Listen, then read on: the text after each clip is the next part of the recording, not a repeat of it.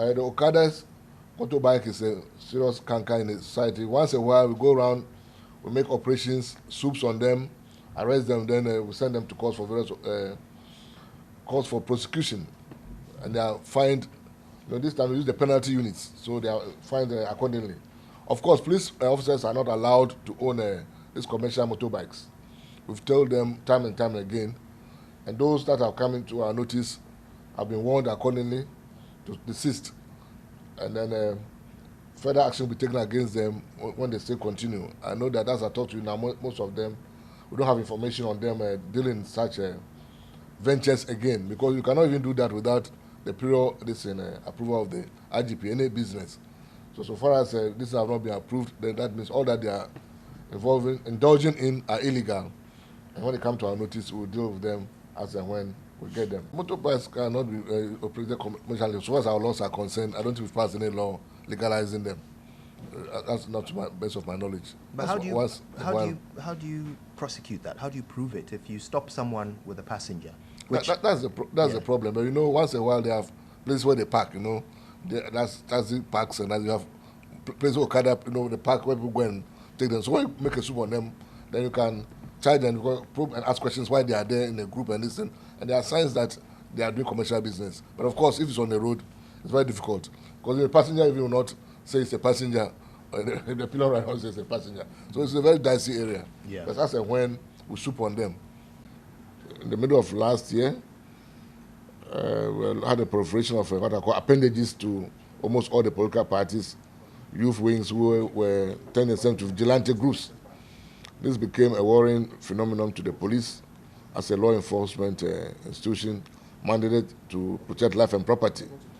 So we sought advice from the Attorney General's Department on the locus of these appendages.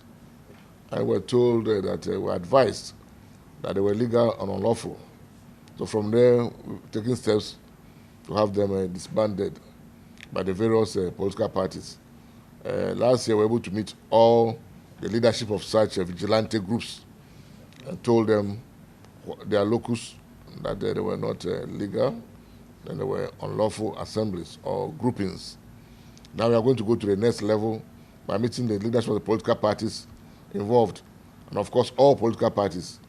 Of course, someone may also be contemplating. So we are going to meet all of them on the same plane and then explain to them the illegality of these groupings. And we chart a common path to have them eradicated long before the elections. We are planning that by the end of February, all these groups should be non-existent. And we are continuing with the best practices that we put in place.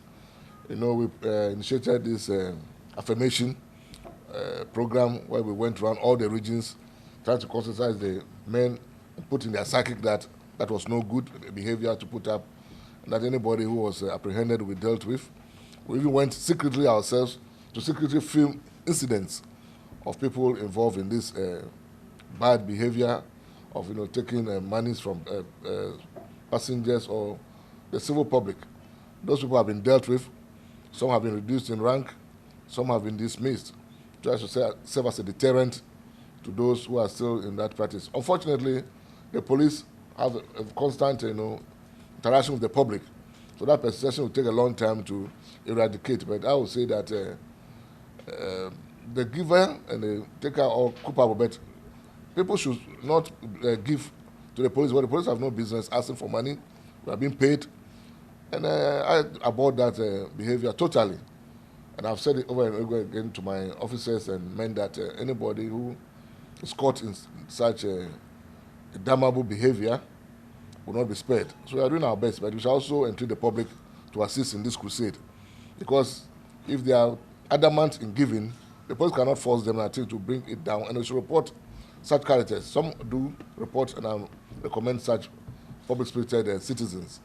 And I implore everybody to do the same.